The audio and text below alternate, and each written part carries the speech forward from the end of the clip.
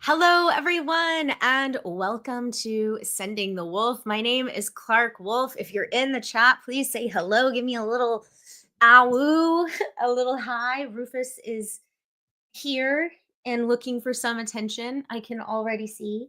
Hi, bud. He's mad he's not allowed to sit out on the porch right now. Hey, Brian, good to see you. Thanks so much for being here, everyone.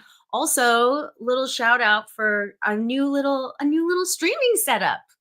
I'm excited about it. It's a good start. It feels appropriate. What is in the way though?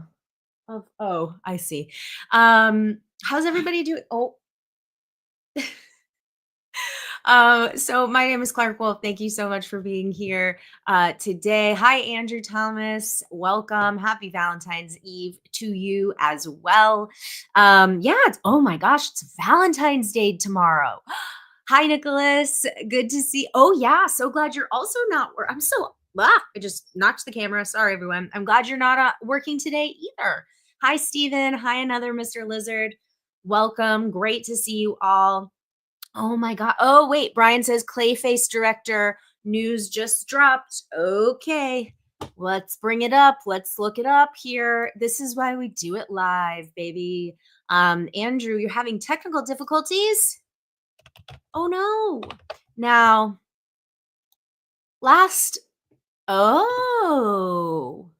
okay. Interesting. Clayface. Oh my gosh. What is happening? Also, Dungeons and Dragons live action series, The Forgotten Realms, in the works at Netflix. Does that mean that Chris Pine is coming back, or are we totally rebooting? Oh, we have so many pieces of information today. Hi, Mike. Oh, I'm so glad you like my sweater. Every time I wear this sweater, I feel like I look like Billy Crystal in When Harry Met Sally, but like in a good way. So, but it's also very cozy and comfy cozy. Thanks, Sam. Good to see you. Welcome. Hey, Steven. Yeah, I've got a new little background. You know, I was like, so you guys know, you all know I moved again, like I had to early in December. And hey, Chris. To have me cast in Crystal Lake. Okay, well, only if you're casting it too, Chris. We're a package deal. Billy Crystal in that sweater is a 5. Oh, of course, Chris Evans and Knives Out. Of course. Good point. Hi, Lowell. Good to see you.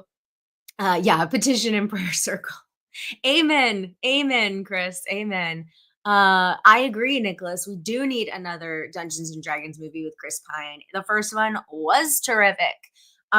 So breaking news, just right off the bat.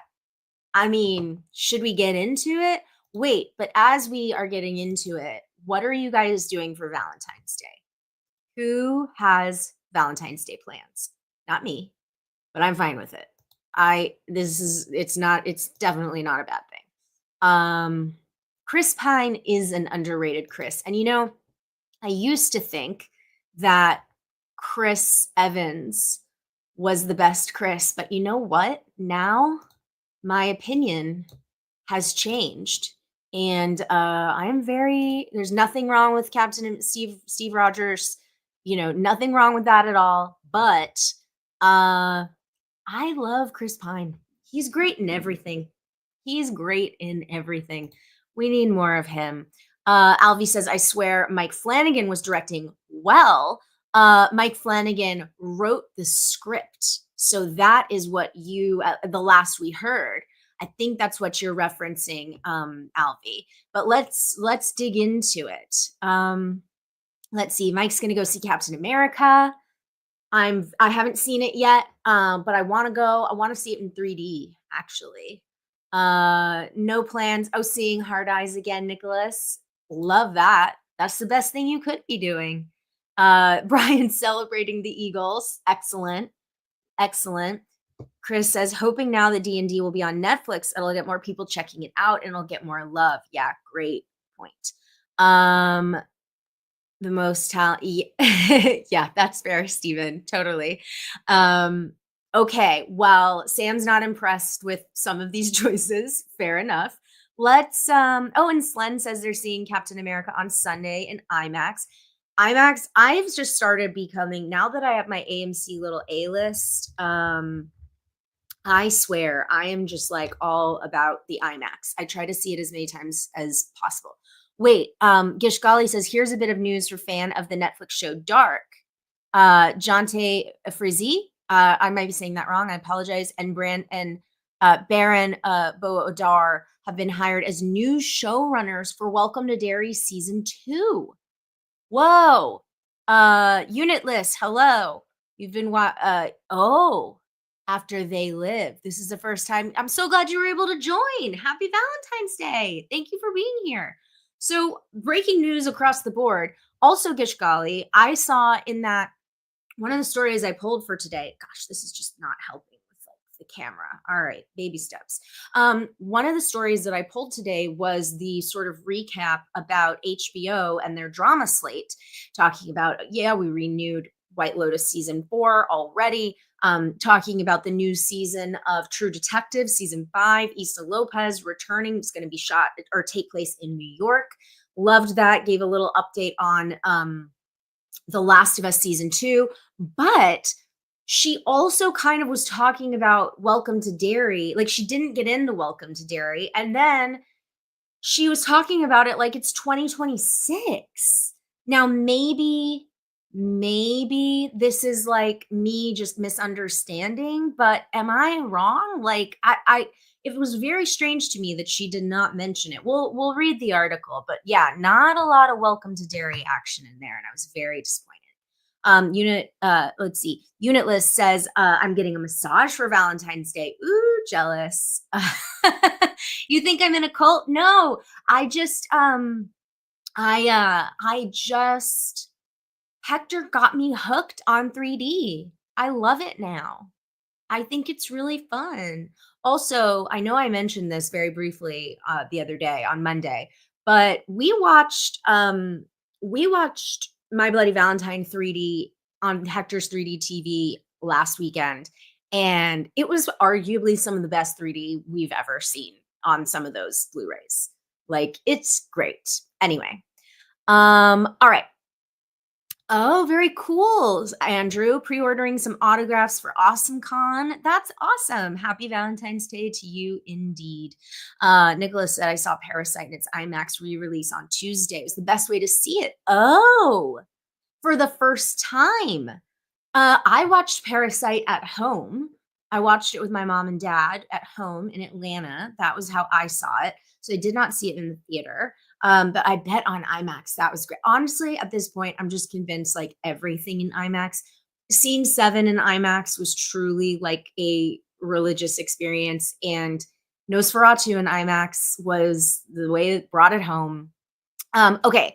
And Gishgali says the first Doctor Strange movie in 3D. Ugh, I bet that was amazing. All right, well, let's look at this Clayface news because this is breaking. And thank you, I believe it was Brian who alerted us to this information. So let's see. One of the prime open directing assignments in town right now is DC's Clayface, which is rearing and ready to go with a screenplay by Mike Flanagan and a target theatrical release of September 11th, 2026. We hear that DC brass will be hearing pitches from potential filmmakers next week, some of the key candidates being Truth or Dare's Jeff Wadlow and Speak No Evil's James Watkins. Wow. So does this tell us, what does this tell us? Does this tell us that they want a genre director? Oh, hey, Steve, good to see you. Is that what it's saying? Happy Valentine's Day, Lil. I love that Steven and Sam are making plans. Do y'all know each other IRL already, or are you just making plans now? Because I love this, and if I were in New York, I would totally join you. Oh, whoa, Slen. A24 is showing Spring Breakers in IMAX. Holy crap. I want to see that. Alan Smithly, Woman in Black is a great movie. He should be good for Clayface. So, yeah, is this telling us that they want a genre director? Is this telling us that Clayface is going to be a genre film? I mean, listen, obviously Mike Flanagan is mostly known for horror, but Life of Chuck is not horror, and And that's Mike's new movie. And so I don't know. Let's see if there are any other details. Oh, well, here we go, Clark. If you would just keep reading.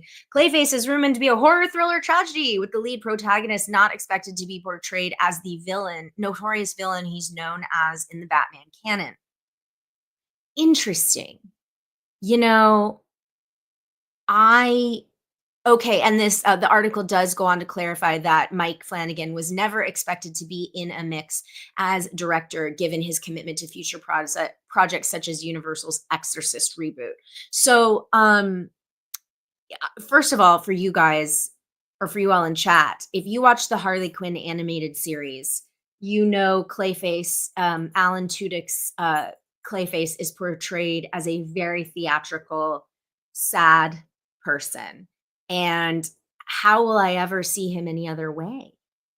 I just that's sort of how I always think of him. Seems Clayface will be a small budget. I mean, I don't know, Brian. Like, I feel like both of those projects, Wardlow's project and the Speak No Evil project, those were kind of medium sized like movies. But stay tuned to the Deadline Batman channel. Oh, they have a Batman channel? What? As Clayface further takes shape. Okay. Listen. Here's what I'll say. Oh, Clayface is scheduled, yes, to open in the post-Labor Day genre calendar sweet spot, which is where such big spooky blockbusters like the It and the Nun franchise launched, as well as Beetlejuice. Yes, New Line kind of really they really solidified horror being Labor Day. Labor Day being horror centric, with It Chapter 1 just opening and like blowing the roof off. The start of Halloween, basically. Let's see. Has Jeff ever blown you away as a director? No disrespect, but he has swung from, that's interesting. Not a fan. I know some of his collaborators, but they're on the writing side. Okay, because we're a small group right now, and nobody's nobody outside of us is like watching this. Nobody's listening. I saw Jeff Wadlow on a dating app one time, and I was like, "Oh, hello, he cute." But he did not match with me. Wah wah wah. That's my Jeff Wadlow story. I don't think I've ever seen any of his movies, to be honest with you. Well, that's not true because I know Jillian Jacobs, and she's one of his frequent collaborators. So I've seen Truth or Dare. Haven't seen Fantasy Island. So, but he seems to make very successful movies. They make a lot of money for Blumhouse. So, who can say? And it would be a big upgrade for him. Rufus is now trying to make a bed in the curtains. We cannot have that. Hey, bud, Rufus, will you make a bed in this? Baby, Rufus, you can't make a bed there. There are no rules for Rufus. Oh, he did Kick-Ass too? Oh, I didn't realize that. Sam gets it. I did not realize he also did Kick-Ass too. And another Mr. Lizard makes a very great point. Is there actually a mass market audience for a standalone Clayface movie? I mean, I guess the question is like, if they can make these movies sort of stand on their own, will people show up and watch them? Steven says studios love the horror model of made for cheap because it makes it easier to make them money. Absolutely. Brian, not a fan. Not a fan of that choice. And Steve pointing out that his films have never been positive with critics. This is true. Well, we'll see. We'll absolutely see how that shakes out. But thank you for alerting me to this information. And then, wait, what was the other? Gishgali had Welcome to Derry season 2.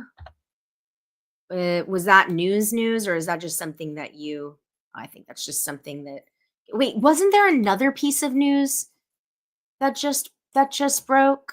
Yeah, I mean, if James McAvoy joined the DC Cinematic Universe, like, I think that would be something to behold. I would be very happy about that.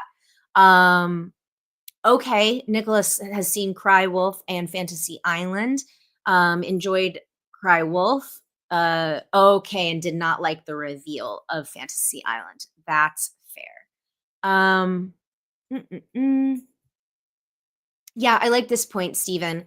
I know the gays and the girls would rather have Ivy, but at least Clayface is not overdone like Joker and Riddler, and to a bit of a degree, Harley. I totally agree with you.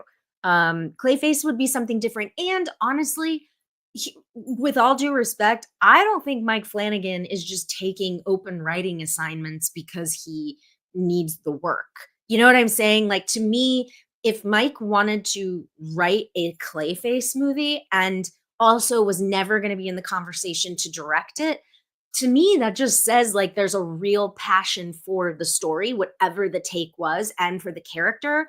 So to me, that is what is very promising. Oh yeah, thank you, Brian. Thank you, thank you, thank you. D&D.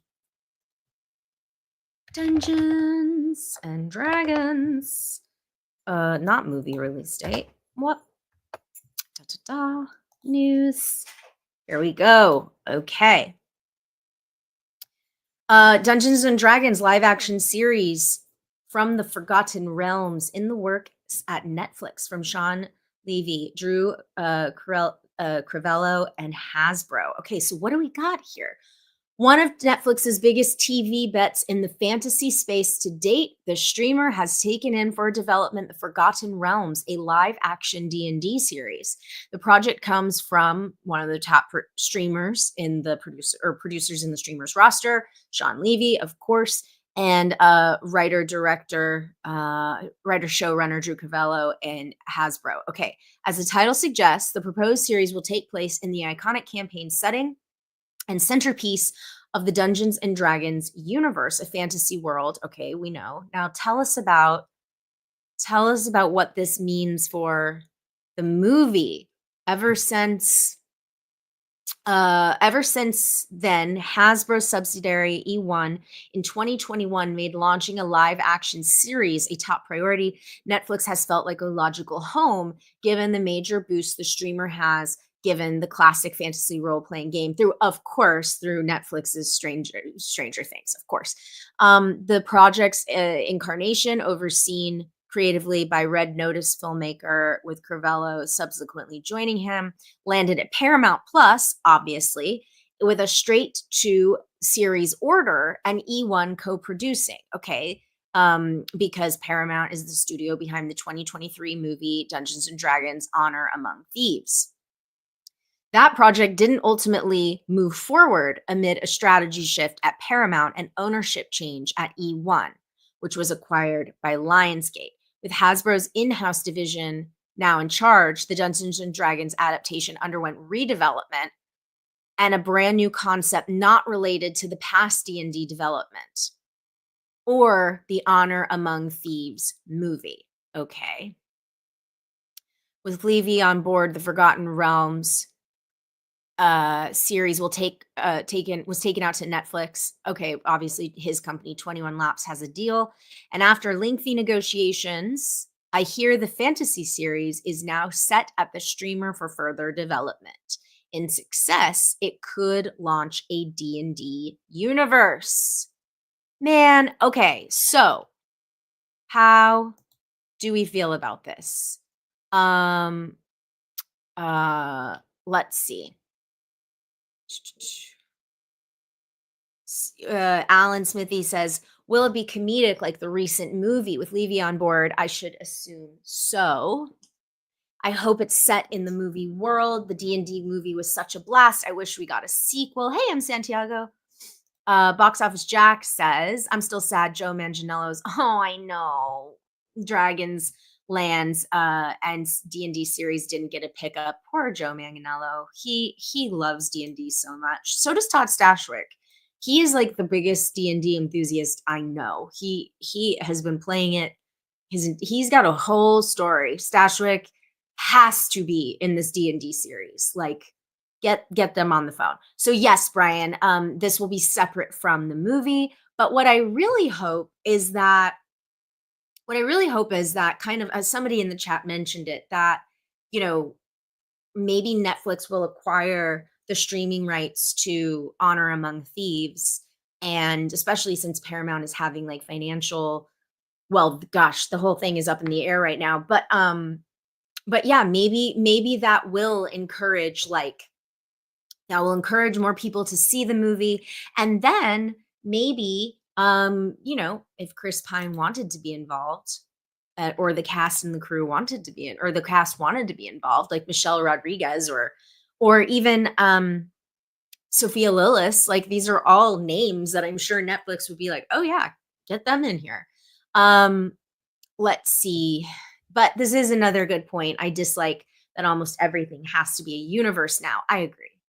I agree. I mean, I guess as long as they say, like, if they're open to a universe, it doesn't like, and it doesn't make or break if it has to be a universe. Um, M. Santiago says, I'll watch it as good as if it's as good as the movie. I just want it to be a fun, slightly silly adventure. And Alvi says, it's a shame the 2023 movie isn't getting a sequel, but maybe sometime in the future, if this other project is successful, it brings more eyes to the 2023 version. I mean, that inevitably is usually what happens, Alvi. Nicholas says they agree with M. Santiago and John Francis Daly and Jonathan Goldstein. I trust whatever they do next. I just hate that it's not another D&D movie. And oh, well, I had a story last week and we didn't I don't think we got to it, but I had a story last week about Netflix doing a Magic the Gathering. Wait, wait. Hold on. What was the 10th? Where is this Magic the Gathering? Hollywood Reporter. Here it is. From Hasbro and Legendary.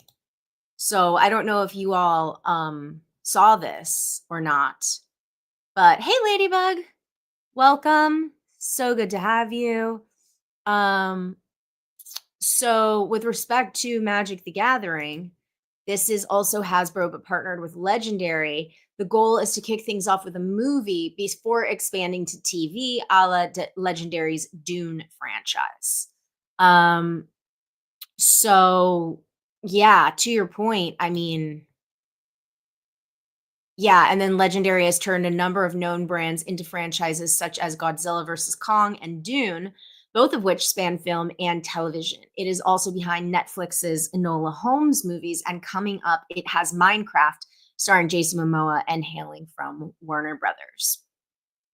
Hasbro already has a Magic the Gathering TV show set up at Netflix with Terry Matalas, of course, who is now making the Vision show for Marvel. While a decade ago, 20th Century Fox developed a film universe that never got off the ground with producer Simon Kinberg. So I guess they're saying that the Netflix series Magic the Gathering with Terry isn't off the table. So that's interesting. Maybe someone should pitch a D&D Tiny Bradley Cooper spinoff. That would be really funny. M. Santiago says, I think Magic has less broad appeal than D&D. Yeah, Magic is one that I feel like, I mean, D&D is hard to get into, in my opinion. I love role-playing games, but I just get so overwhelmed with all of the math and all of the, like, oh, you have to know, I know what my character can do in every situation. It's just like, it's very overwhelming. Let's see. ZSH says, the last D&D movie was very solid. Even my most cynical friends actually liked it. And Sean Levy is brilliant. This can't go wrong. Brian says, I trust Legendary more. And Netflix must be huge RPG fans. Yeah, but I feel like all of these major companies are just thinking of every single way possible to expand their growth. And so it doesn't surprise me that Netflix wants to get into the world of RPGs because, a D&D series, a D&D universe, like live streaming opportunities. I mean, obviously Netflix was paying attention, as the article mentions, with how prevalent D&D was in Stranger Things, and how in a lot of, don't get me wrong, D&D was always popular, but I do think that its prevalence in Stranger Things kind of combined with all of these, like the geek culture boom of the 2010 era, where yeah, you did have companies like, meaning you had shows that were dedicated to celebrities playing games. Like, that's obviously very popular on the internet. Critical Role, obviously. So this does kind of all make sense. Box Office Jack says it would be so cool if the Magic the Gathering show followed the airship Weather Light with Gerard and that whole crew. Hmm. Magic is one that I just really don't know a ton about. One time on Fear HQ, we had the Walking Dead like magic cards that were really cool, and that was fun. Yeah, I'm Santiago. That's right. It's Satan's game. Um, Tom Hanks went insane. Oh my God, Alan Smithy, were you there? We went on this rabbit hole one time on Wolf's Call, and we watched, like, or was it Wolf's Call, or was it one of our shows, one of my shows on Fear HQ? We went on this deep dive and we watched these clips, and oh my goodness, it was absolutely incredible. Like, absolutely incredible. Okay, so that's the Magic the Gathering story. All right. So yeah, lot of fans over there at Netflix of the for RPGs. I wanted to shout this out. Another Mr. Lizard put this in our Discord. So if you haven't joined the Discord already, join the Discord. Gishgali and I were in there talking about some Companion spoilers. So if any of you are going to see Companion this Valentine's Day weekend and you want to chime in, check out the thread for Companion spoilies. And but another Mr. Lizard put this into our suggested stories tab, which I loved. I actually just saw a friend last night who works at Universal, and we were talking about all these monsters.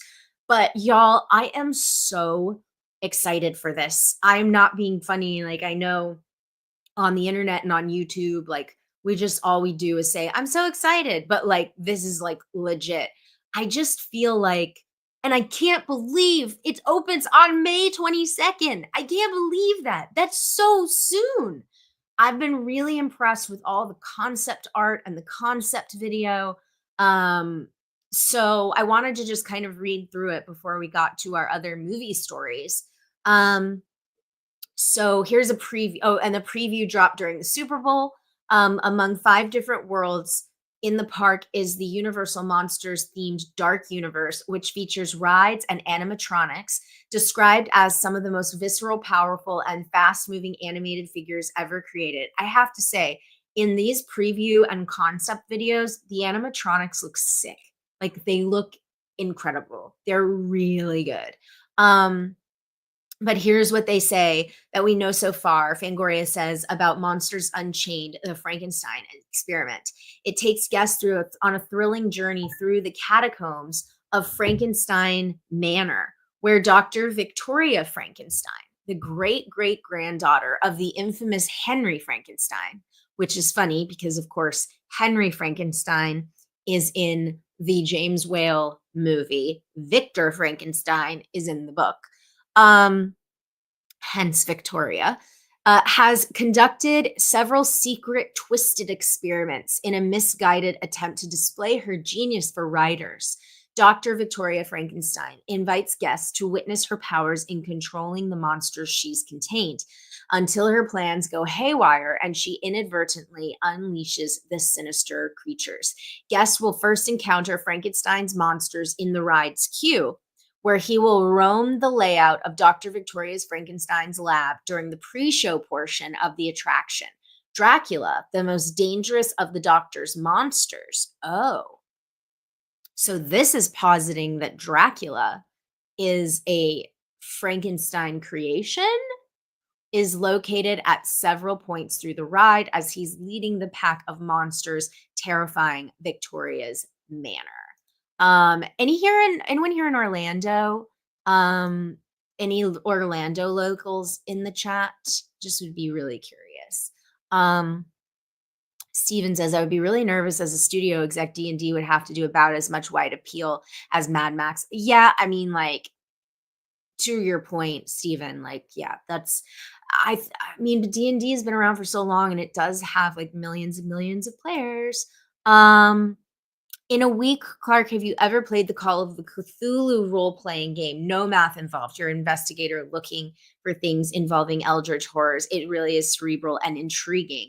I have actually never played Call of Cthulhu, Box Office Jack, but I, of course, have heard of it. And I've played like, I played a game, I played an RPG the other day that was what was it called? It was about people in a house and you have like 27 or 30 different story paths that it can take and you have to build out this house and then the house, like, you have to get out of the house. It was really interesting for sure. I love an RPG. So I just get intimidated when I play D&D with like regulars, but I have to say Silviana Russo from Fear HQ did a D&D campaign for us, maybe even privately. I can't remember the circumstances, but I remember being like, Silviana is one of the best GMs you could possibly have. Trying to get Silviana to produce Sending the Wolf. I just have to have money to pay her first. So stand by. You're going to get to know Silviana a lot in the future, I hope. So anyway, back to the Dark Universe. Brian Knight says, Dark Universe lives. And I know it's all going to be in Florida, M. Santiago. We all have to go. Steven says, I can't wait for the new Land and Universal competition in the theme park world. Is good for us fans. I agree, Steven. Now Disney's also doing a Disney Villains Land. I know. That made me so happy when I learned about all of that. I'm so there. Slen, I don't think the game was called House on Haunted Hill, but it was maybe called it was something like that. Betrayal at House on Haunted Hill? Maybe? I'll look it up. ZSH said, I once lived 3 miles from Universal Studios in Orlando. Oh my gosh, went there many times. Adding a horror area to the park sounds perfect for modern times. Yeah, for sure. Well, okay, let's keep going and let's see what else they say. Riders will come within inches of the Wolfman's fangs and claws during the ride. Oh no! An Epic Universe press release confirms, and he'll move with swift motions as guests zoom past him. As for the creature from the Black Lagoon, also known as Gilman, he will emerge from the aforementioned depths to join his fellow monsters in terrorizing riders. Oh my gosh. I mean, if you're Universal, you just have to look at Halloween Horror Nights year after year after year, just absolutely crushing and making you so much money and go, yeah, maybe we should do that year round. Right? Like, that's not the most, I mean, it's kind of a pretty obvious, kind of idea, but yeah, this is so cool. If you can watch the maybe if we have time at the end, which maybe we will, we can watch the oh, I had my coaster here the whole time, y'all. I'm gonna have to get a better table for this setup. Side note. We can watch the test footage or like the concept footage, because it's actually, concept footage is usually not great, but like it's pretty awesome. This really seems like they're doing it right. M. Santiago says, this Universal Monster talk makes me want a new Monster Squad movie. It's time. I know. Yeah, Gishgali. I love this, and they would be silly not to. They would be silly not to have an Abbott and Costello like presence just walking around doing shtick. Actually, you know, it's funny. I remember when I was doing the podcast, The Bloodcast, with Ryan Turek, who's now a producer for Blumhouse, all those years ago. And he just said offhand, like truly the best idea, which was um Universal should do like a new Abbott and Costello meet these monsters, but with Seth Rogen and Jay Baruchel, like in the wake of This Is the End, them experiencing like these two comedy guys doing shtick with monsters, but like current comedy guys. And I was like, honestly, if Danny McBride and Seth Rogen like went to Frankenstein's castle and just wandered around and reacted, I would watch that. I just loved the idea. I thought it was so funny. Um, yeah, it is really fun, Steven. And honestly, I've done the LA location like way more frequently than I have done the Universal, but I did one year, got to go on behalf of Nerdist, or get to go on behalf of Nerdist to the Universal Halloween Horror Nights opening night. And that Orlando park is just incredible.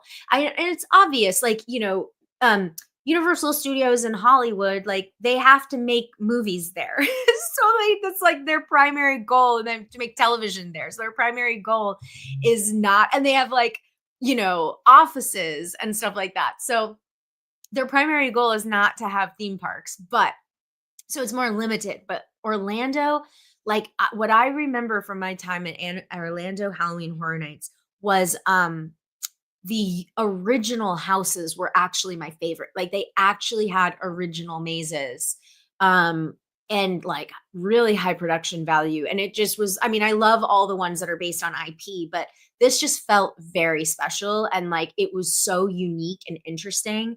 So yeah, it was I hope to go back maybe like this October. We just need our little Sending the Wolf to become very popular, and then they will treat me like an influencer, and I will get to go, and then I'll film it and live stream it, and we can all go together. And that would be really fun.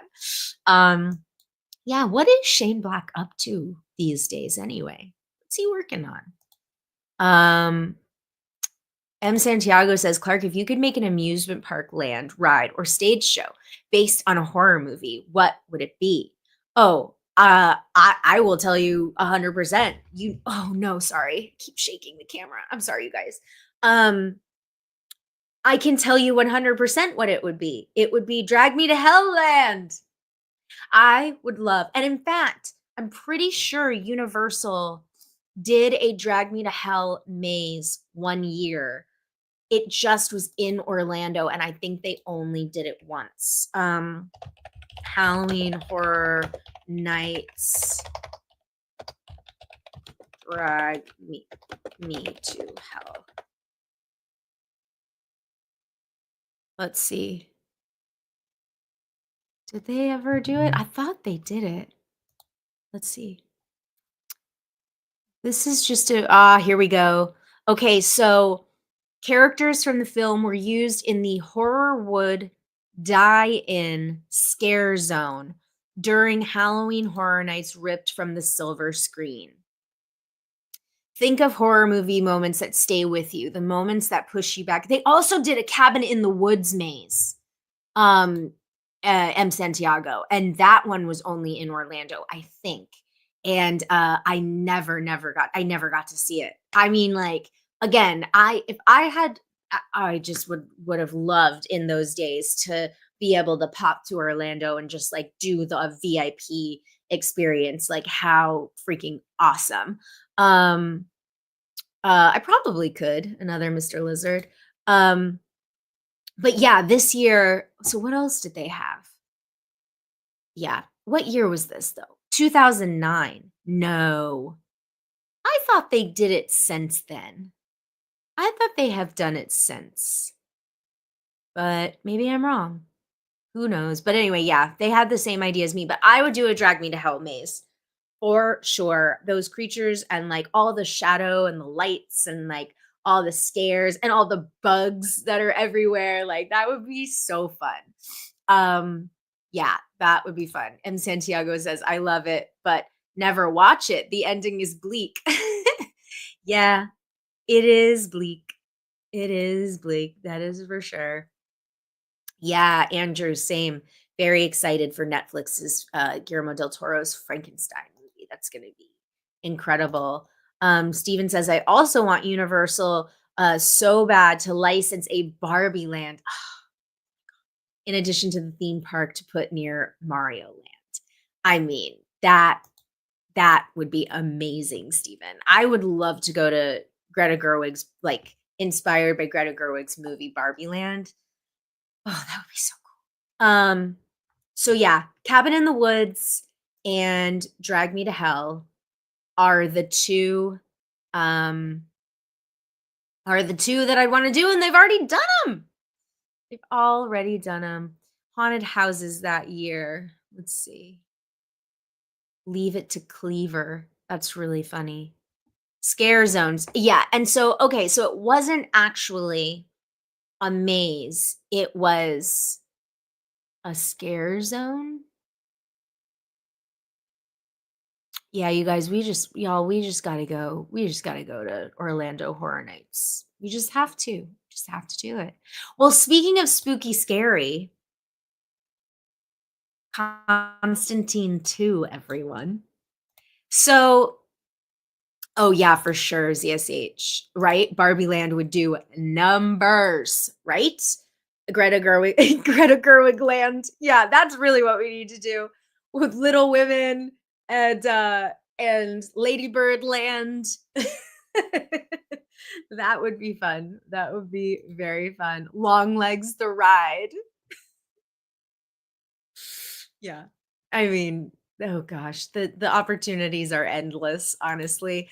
Um Okay, so Constantine, we talked a little bit up top about this Clayface news and the Clayface movie, but we do have a small update from Francis Lawrence saying that Constantine 2 is closer than ever. Um, so hi Jesus, good to see you. Who's directing Constantine 2? Francis Lawrence, the director of Constantine 1. So, for those of you who maybe don't know, Francis Lawrence was a music video director, and Constantine was his first feature. Then, of course, best known probably, arguably, for the Hunger Games movies. But I have been a Constantine stan. I know that I know that it is Keanu Reeves is not like John Constantine from the comics. It's a very different thing, but honestly, like, my appreciation for this movie even increased when I worked for DC Daily and I read some of the Hellblazer comics, and I just was like, look, I understand why at first fans would be like, that's not John Constantine, but I just think it's such a good movie and I think the elements are there. But you all tell me, jumping out the movie. Ah, hilarious. Yeah, Bad Romance. Yeah, for sure. Francis Lawrence is an iconic music video director. Oh my gosh, you guys, this reminds me, Nicholas, The Monkey the Ride. Now that would be something. I mean, that's coming, right? Like Stephen King, the world of Stephen King. If they were smart, they would just license Warner Brothers would license all of their stuff. But allegedly, if I don't get declined at the door like I did at the influencer event, I suppose, I'm going to the Monkey premiere tonight. So I will report back.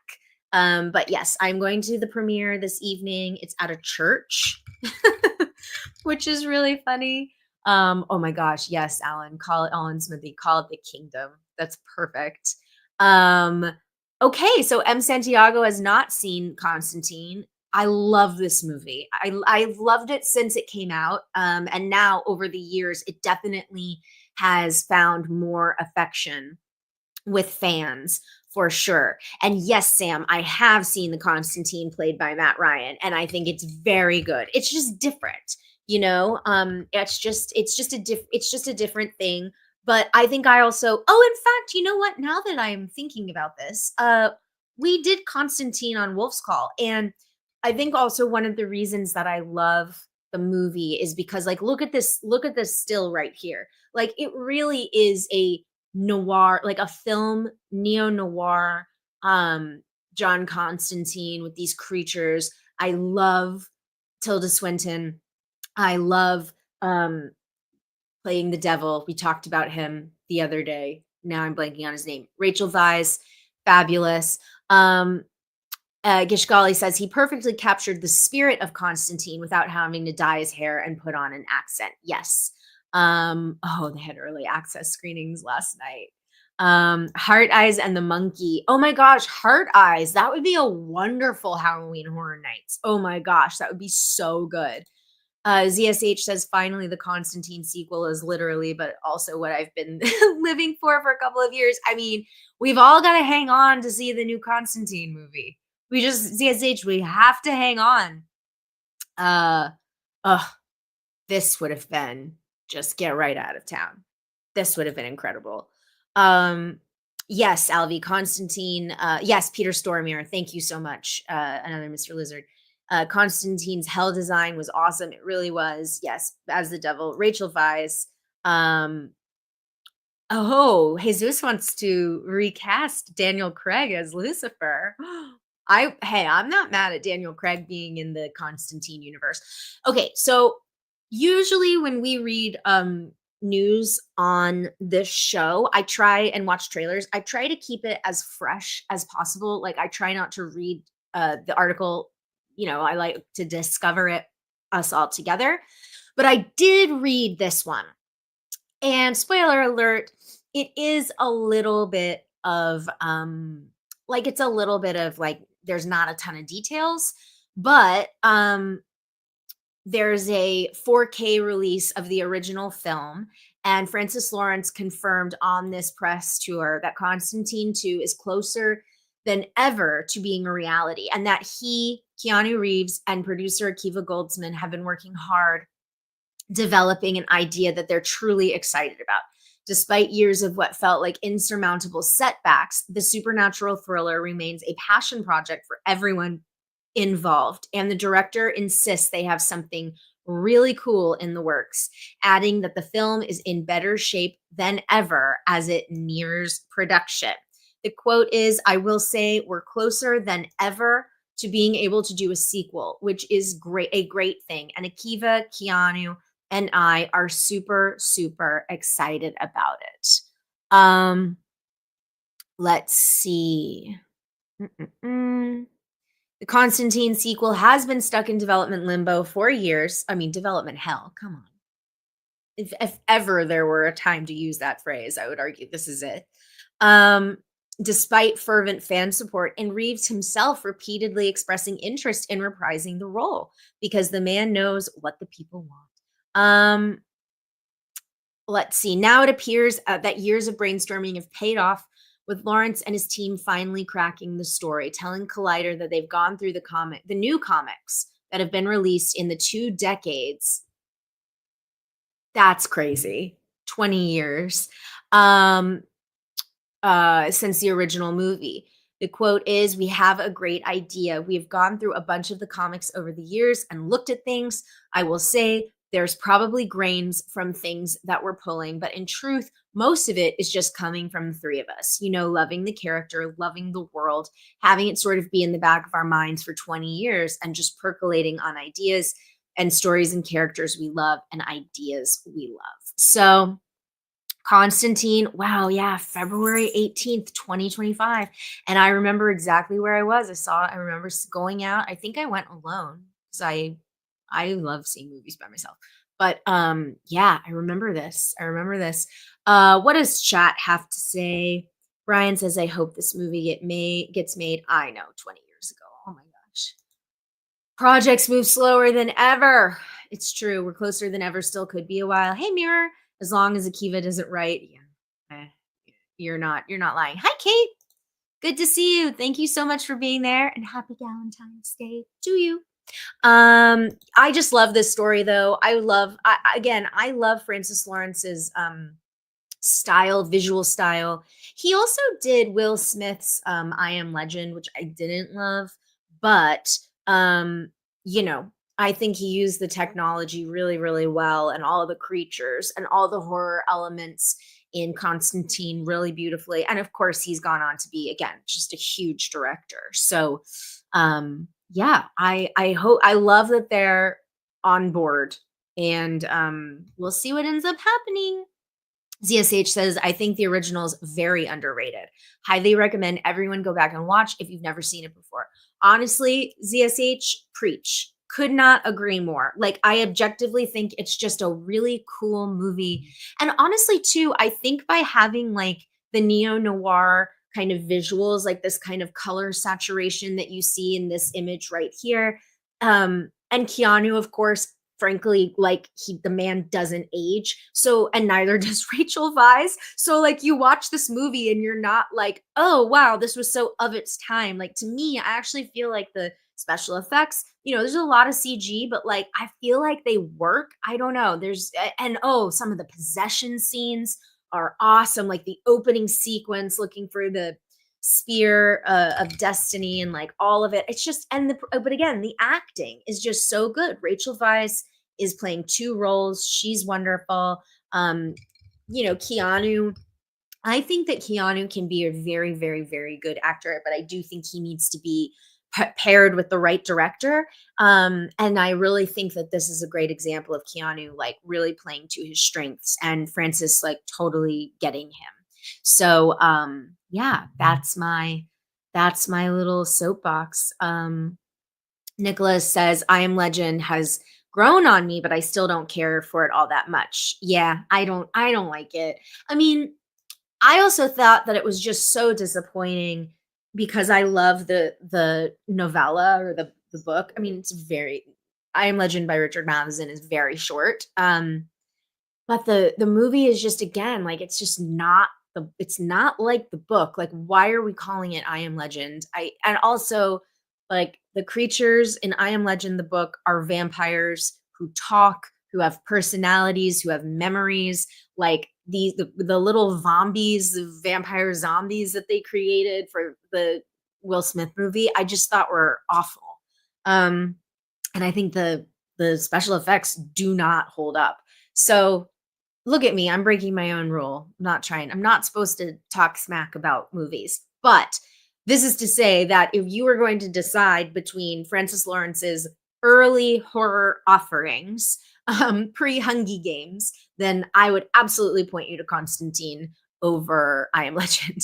But yeah, like, this is I think too something that is still, and like, Ishgali, I wonder if, since I know you work in the industry, I wonder if you've heard anything about this, because that's the thing, is like, James Gunn and Peter Safran are running the DC show. And this is something that was kind of, there's a couple of other projects that, were in the works. Like, Matt Reeves, the Batman, is kind of like over here. And of course, James's Supergirl, or Superman and Supergirl, are over here. It seems like Clayface is like somewhere else, not in the I don't know. Like, so I don't know. I hope that this would not be sacrificed at the altar of, like, we have new leadership in DC land. But you never know. I mean, honestly, you never know. But I don't know. Oh God. Don't, it's just the worst. This is horrible, I'm Santiago, but you're right. Thank you, Nicholas. I try to always be civil. Yeah, people will want to see Constantine in the DCU.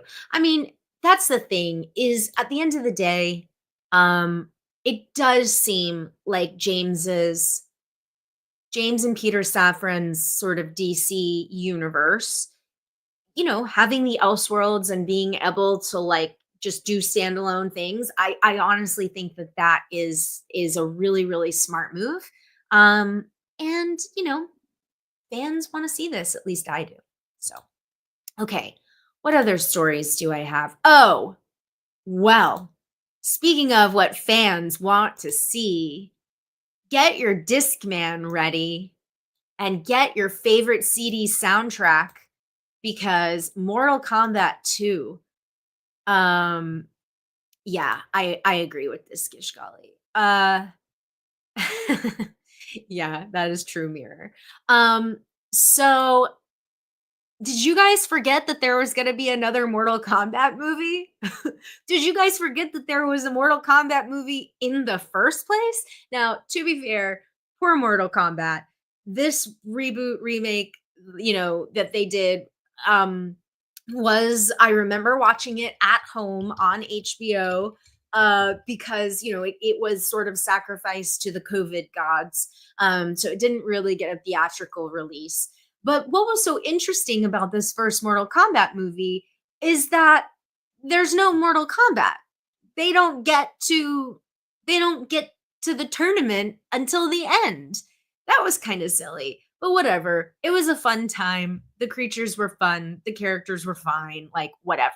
But uh and I knew they were doing a Mortal Kombat 2, but we just hadn't heard anything about it in a while. Um like, who are we just talking about? And I thought to myself, I wonder what they're up to. I can't remember, an actor or director or something. Somebody who's a pretty big name. Anyway, whatever, but Carl Urban as Johnny Cage. Did you guys know this? Did you all know this casting? Because I don't know how I missed this. Probably because I was like, I don't know, giving myself a break from the world, but like I love this. I didn't realize it, but now that it's here, yeah, Mike Joyce, samesies. I'll see anything Carl Urban does. And playing a character like Johnny Cage, like perfect. Absolutely perfect casting. So good. Um, let's see. Mirror says, I seem to be the only one that thinks that a newbie, Cole Young, can kill 9 times wait, with reigning can kill 9 times reigning champion Goro might be is a bit audacious. Yeah, the rules of the first movie were a little crazy. So M Santiago says, I'm torn. I feel like Carl Urban is a bit too old for Johnny Cage. But on the other hand, he could read a cereal box and be amazing. Yeah. Well, now something that could be really cool. I don't know. Let's read on. But if he's playing like a JCVD kind of character, like he's obviously in his 40s or 50s, maybe he's a little quote unquote washed up. I would never say such a thing about Carl Urban. I am talking about Johnny Cage within the context of this universe. Then I think Carl Urban is like the perfect person. Um Yes, another Mr. Lizard. I like Carl Urban, atrocious accent in The Boys aside, but the only sequel he should be doing is Dread, unfortunately. Though for us, I don't think we're getting another Dread movie. I mean, never say never. Here we are 20 years later talking about Constantine Part 2. So, but um as long as Cole believes in himself, he can defeat Goro. I didn't realize it, but I like it. Yep, samesies. Okay, M. Santiago says this casting was announced a while ago. I just missed it. I mean, I just must have missed it. But again, this has just been so like it's been so long since the first one. Um, Nicholas says I liked the 2021 version, saw it before I merchandised it in Redbox. Oh, but the 1995 version was still better. I grew up on that. Having said that, being on the sequel, especially if it's bring on the sequel, especially if it's R-rated. I agree. I grew up watching the 90s Mortal Kombat movies. I had on VHS Mortal Kombat and Mortal Kombat Annihilation. I played the video game in the arcade. Like, I mean, I loved Mortal Kombat as a kid. I thought it was the coolest. I loved all the monsters. I loved Sonya Blade. I loved Melina and, all of them. So, I do think it's cool. And to your point, like, I do think it's cool that we have, an R-rated version, that is a little more but that's the thing is kind of you get to this place where you're like, Mortal Kombat was created in a time where things were just they were not like grounded. That's just not what it's a fantasy magical karate or martial arts tournament. Like we don't need this to feel grounded, right? Um let's see. However, on the bright side, it couldn't be worse than Mortal Kombat Annihilation. Yeah, for sure. Um, M. Santiago says it won't be the plot, but I'd love a Tropic Thunder angle. Oh my God, where Johnny Cage doesn't realize the tournament is real at first, just thinks it's a gig. Yes. Now, that feels, is that the actual premise? Okay, let's read on. I didn't get past the poster. Clearly, I have a lot of feelings. Okay, from the studio that brought you Rebel Without a Cage. First of all, Uncaged Fury. This is excellent. This is an excellent, and then of course, this is the teaser poster. Oh, but there are like no details. Uh, let's see. Meet Carl Urban's Johnny Cage. This is the art is a faux poster for an in-universe movie. Mortal Kombat will be out October 24th of this year, and we expect the trailer very soon. Stay tuned. Wait. Mortal Kombat 2.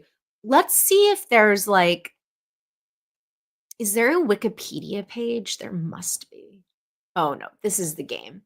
But let's see. Mortal Kombat 2 movie plot.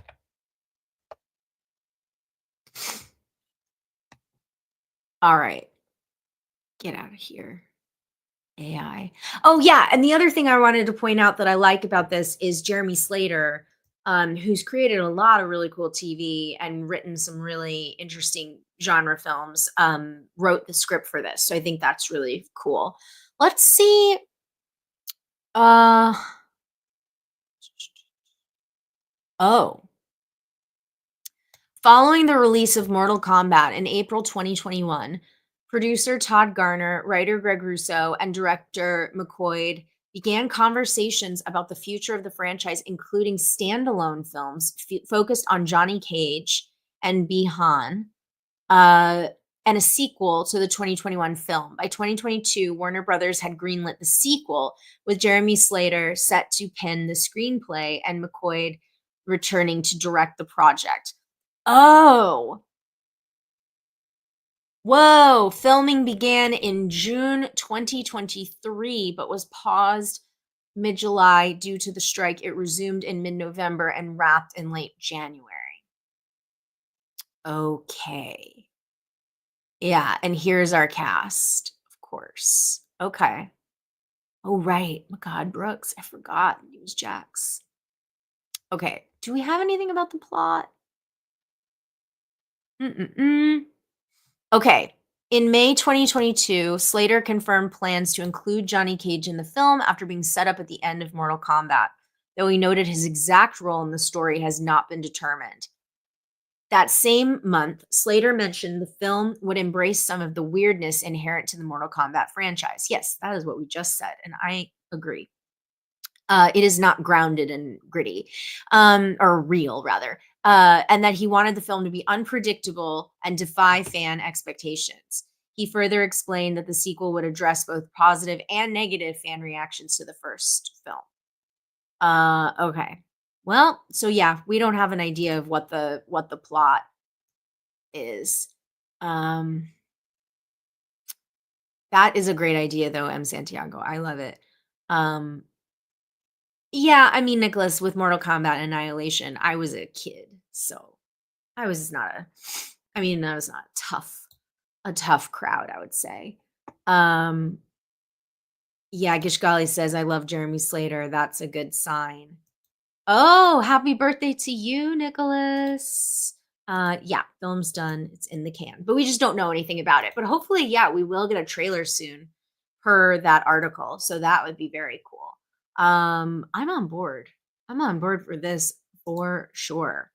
Okay, what other stories? Oh, okay, because I absolutely have to include things that are not horror or horror adjacent. Not that I have to, but we like all things here on Sending the Wolf. This is pop culture in general. This seemed like a fun, like this seemed like controversy about J.K. Rowling aside, this really did seem like great casting. Now, I'm gonna preface this with, "Oh, hey, Ronan, welcome. I hope you enjoyed Captain America. That sounds amazing. Thanks for joining us." So, I'm of the opinion that this series sounds crazy. I don't understand why we need it. I don't know why this is the thing that HBO is doubling down on. There are so many franchises and things that they could do. But nonetheless, here we are. John Lithgow nears a deal to play Dumbledore in HBO's Harry Potter series. So whether or not I think we actually need this, um, I do really like this casting. And this is a Deadline exclusive. A beloved actor is poised to play a beloved Harry Potter character. Six-time Emmy winner John Lithgow is in final negotiations to portray Professor Albus Dumbledore in HBO's high-profile series adaptation of the hugely popular fantasy books, sources tell Deadline. HBO declined to comment.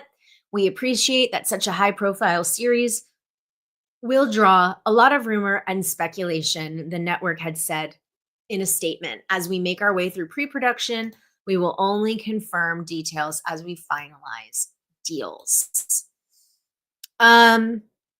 This has a really kind of stacked, like, I love Mark Malloy, of course. Like, if you saw, you know, The Menu or Succession, like, he's got such a great, I mean, he's really funny. He's an incredible director. And the announcement calls the show a faithful adaptation of the novels, which will dive deep into each of the iconic books. Let's see if they say anything. Dumbledore was portrayed by the late Richard Harris and Michael Gambon in the Harry Potter movie franchise. Jude Law played a younger version of the character in the Fantastic Beasts prequel films. Oh yeah, and this is actually a really interesting point. While all of them are British or Irish, and Lithgow is American, he has played British characters. He won the most recent of his 6 Emmy Awards for portrayal of Winston Churchill on The Crown. And has been playing Roald Dahl on stage in London. Ooh, well, I love that. I want to see that. Let's see. He's on track to be the first actor set for a project whose casting has attracted enormous interest. The rumor mill had been going into overdrive with speculation of who would play the book's most iconic characters. Those rumors have ranged from Papa Isidu for Potions Master Snape, and Sharon Horgan and Leslie Manville for Deputy Headmistress Minerva McGonagall, to Brett Goldstein for Hogwarts gamekeeper Hagrid, and even Oscar winner Cillian Murphy for Lord Voldemort, with Ralph Fiennes, who played the role in the films, backing the idea. So what do we think about this? Let's see. Chat, what do you have to say? Mirror says, I thought Mark Rylance was the front runner for Dumbledore. Nicholas says, I love John Lithgow to pieces, but I'm not sure if I see him as Dumbledore. Guess it would depend on how he is made up. He does have a warmth to him, though. Like, and he's such a large man. I think he's a very tall guy. And so, like, to have this, like, calming, strong, good presence, I could see that. Yeah, and M. Santiago points out, though, having an American play Dumbledore is a choice. He has played Churchill, though. Brian says, I'm not a Harry Potter fan at all, but I do like John Lithgow. And Steven says, also, from a story perspective, if I were them, I would do a continuation, new kids, new stories in Hogwarts, not retelling the same story we've all seen. I totally agree with you, Steven. Like, I don't feel like we need to see Harry Potter's journey. Like, we have a very thorough, in-depth look at Harry Potter's journey. And I do feel like this rarely happens, but like the idea that you have the three actors who end up being Ron, Hermione, and Harry, and they stay with the franchise the entire way, and they really do feel synonymous with those characters in a lot of ways. Obviously, there is a lot of discussion about Hermione. Hermione, perhaps, not being a little white girl, like that is very valid. And so that's an interesting way that maybe what they're hinting at is being more faithful to the books. So that's interesting. Um, and yes, he's going to be playing Dumbledore as the Trinity Killer from Dexter.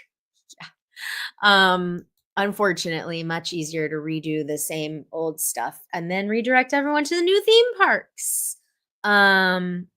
They are not following the strict rules of hiring British actors only.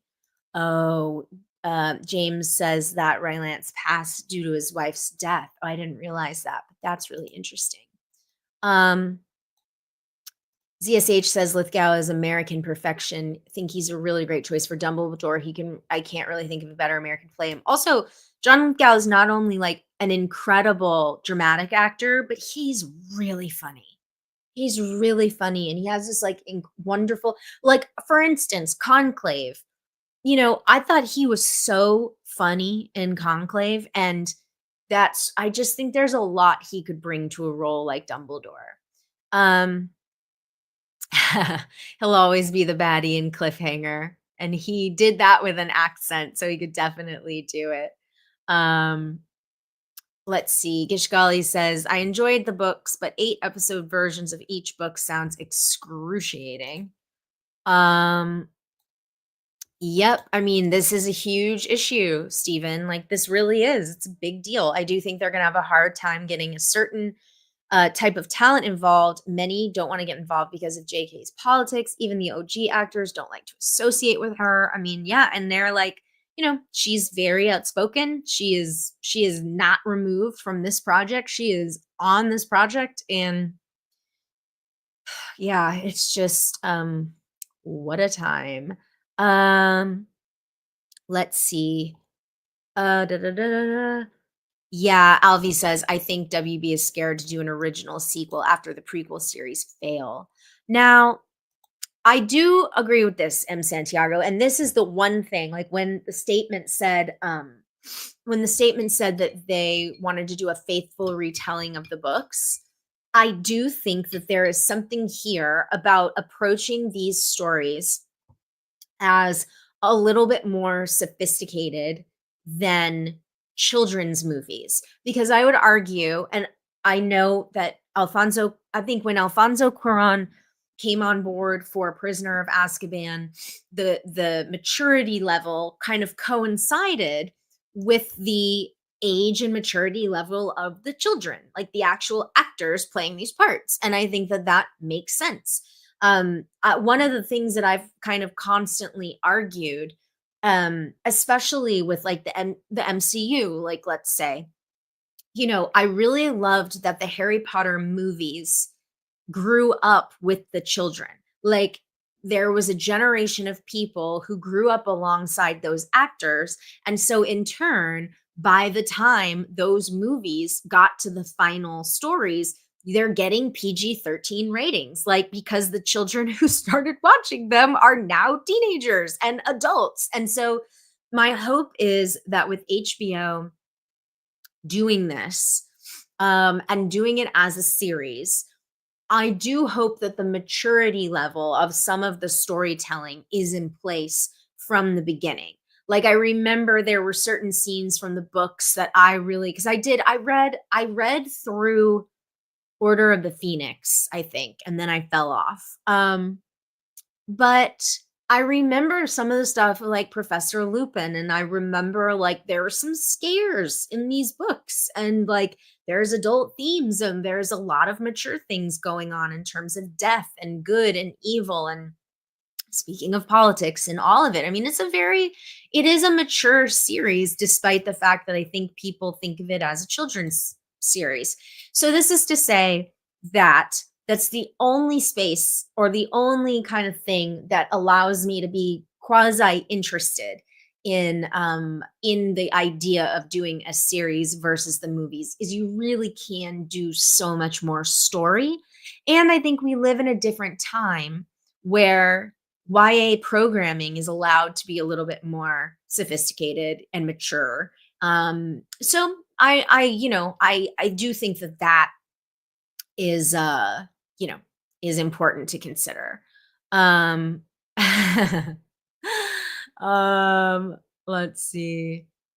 The series won't work if they take as long as the Stranger Things crew to release seasons. I mean, this is the other thing, honestly, is I do think the movies were very smart in that they were able to keep on track and not lose sight of the kids aging out too quickly. It was a very smart move that Warner Brothers kind of made when they said, listen, this is how we're doing it. You need to be on board for all of it. And we're going to structure it this way. And they had a really great game plan. So I have to imagine. And of course, to be fair, Alvi, like, I think a lot of the delays of Stranger Things are unforeseen circumstances. Those delays are COVID, those delays are strikes. And of course, those are things that, if you lose years when you're talking about children, then yeah, but those, I don't think it's because Team Stranger Things has been dragging their feet, is all I'm saying. Um, ba, ba, ba. Let's see, what else? Yeah, and I really, oh, cool. Mirror Domain says, "I wonder who will be Bellatrix. Emily Blunt? Could Emma Watson play Bellatrix now?" I mean, oh, that's a good idea. Yeah, like, that's a fun question, are any of the are any of the former actors who are in the movies, are any of them gonna show up? I think that could be fun. Oh my gosh. If we're putting Americans in this thing, I'd love for them to make some room for Amy Sedaris. That is perfect. That's wonderful casting. And of course, doesn't Eva Green have to show up in here? Or was she in the other films? Can't remember if she ever showed up in the other films, but I feel like she's made for this world. So anyway, wanted to share. I thought that was a good story. Thought that was a very good story and not a horror story, so we can give us a little break. But of course, so we did one non-horror story. Let's do a horror story. Yay! ZSH says, I read the last two books just to know how it ends. Weird that I was in my early 30s at the time. But honestly, like, I don't think that's weird, ZSH. What does Steven say? I truly don't think you would get Emma or Daniel. Yeah, that's fair. That's fair because they're outspoken against J.K. Rowling. Yep. Um. I don't think though, ZSH, that this is weird. I don't think it's weird to read those books as an adult. Again, especially I read them in high school and into college, and I remember that's because that's when they were kind of coming out. And I remember thinking, yeah, these are not kids' books. Or they're fantasy stories involving children. But these are it encompasses so much more than writing not and by the way, I am not being disrespectful to like YA books. I think that gosh, there are some. If you've ever read The Clown in the Cornfield series, by Adam Cesar, the movie is premiering at South by Southwest, and I believe it's a Shudder film. But those are YA books, and holy crap, those are like the R-rated. Those are very R-rated, and they're YA. So YA really has evolved a lot over the last couple of years. And yes, Nicholas, I remember Miss Peregrine. I do remember that, but because I kind of fell off the Harry Potter, like I read the books up to a certain point, but I also stopped writing or watching the movies at a certain point. Like my relationship in the timeline with Harry Potter was a little weird because I was I was too old for the movies when they came out because the first 2 Chris Columbus movies really were they were for children. They were very young. Then, of course, Prisoner of Azkaban, and that was actually my favorite of all the books that I read. It was a little more mature, but it wasn't quite there, and by that point, I'm in high school, maybe even in college. And so I'm not really keeping up with the movies, but I am reading the books. So this is to say that I actually don't know all of the incredible famous actors that have shown up in the Harry Potter franchise, because I didn't keep up with the movies. But I did take my cousins to see the final Harry Potter movie, part 2, Deathly Hallows Part 2. Is that right? Um, anyway, da, da, da. I reread Stephen Turner says, "I reread Twilight as an adult when I was bored during COVID. I always say, like what you like." Yes, couldn't agree more. Couldn't agree more. Okay, so this story, Linda Cardellini reportedly in talks to star in Crystal Lake series from A24. So the TLDR, if you don't remember, Brian Fuller had been shopping a pitch around, and it was the Pamela Voorhees story. It was basically the Bates Motel version of Friday the 13th. Let's see, because spoiler alert, you don't know by now, the movie is 50 years old. So, or 40 years old. So I'm going to spoil it for you. Pamela Voorhees is the killer in Friday the 13th. In fact, and as we know, Jason Voorhees's mask, hockey mask, doesn't show up until the 3rd movie.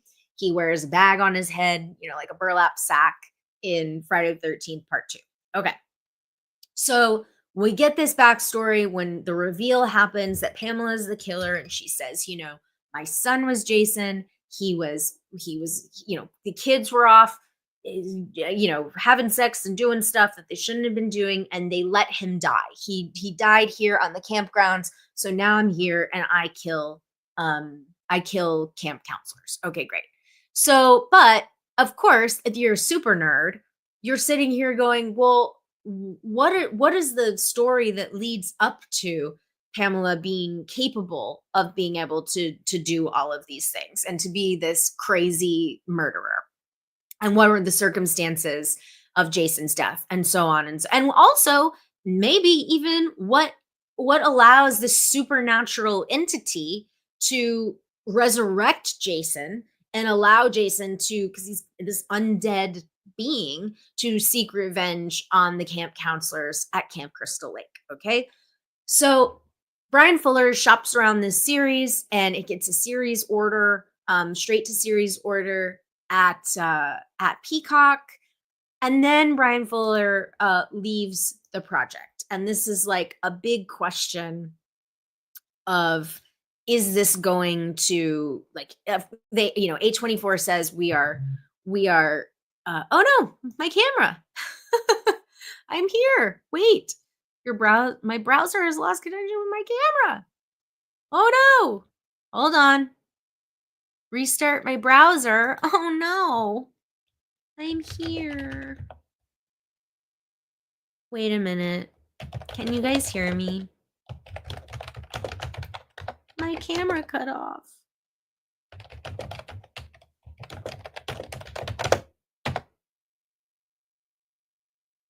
Okay, so you can hear me and all of my dulcet tones.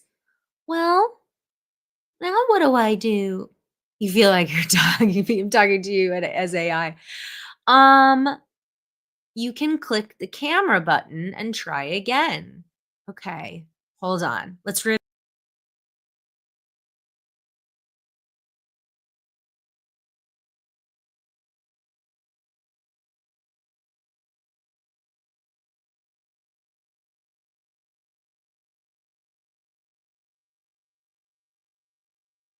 Okay, I'm back. I'm here. I'm back. Sorry. They should make me the new series. Oh my gosh. Yes, just me being Oz the Powerful. It was the ghost. It was the ghosts. they heard me talking about Jason Voorhees and they were like, "She's getting too close." Okay.